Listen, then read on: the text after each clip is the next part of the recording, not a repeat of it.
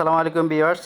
এই মাসের পুরো বাজারটা এক নজরে দেখে নিন। আমি আসলে কি কি বাজার করলাম, তারা অবশ্যই আপনাদের বাজারটা সম্পর্কে আমাকে বলবেন। এইখানে হচ্ছে ফুলকপি, লেবু, কাঁচামরিচ রয়েছে, তো তারপর হচ্ছে এখানে মিষ্টি কুমড়া, ধনিয়া পাতা, সেমাই হাফ কেজি, 4 লিটার সয়াবিন তেল, শুকনা মরিচ, লং এলাচ, একটা বিরিয়ানি মশলা, চাষি চাল 1 কেজি, একটা সাবান, মসুর ডাল 1 কেজি, তেজপাতা, 5 কেজি আলু, জিরার গুঁড়া, জিরা, 25 কেজি চাল, একটা ম্যাকারনি পাস্তা, মরিচের গুঁড়া, হলুদের গুঁড়া, এটা আরেকটা ম্যাকারনি পাস্তা, 2 প্যাকেট কয়েল, যেটা আসলে এখন আমাদের জন্য খুবই প্রয়োজন, মশার খুব সমস্যা, 2 কেজি লবণ। এখানে হচ্ছে আরও 2টা সাবান আসলে নিয়ে এসছে মোট। আর এখানে হচ্ছে ভীম সাবান, যেটা হচ্ছে আমরা হাঁড়ি পাতিল আসলে পরিষ্কারের কাজে লাগে।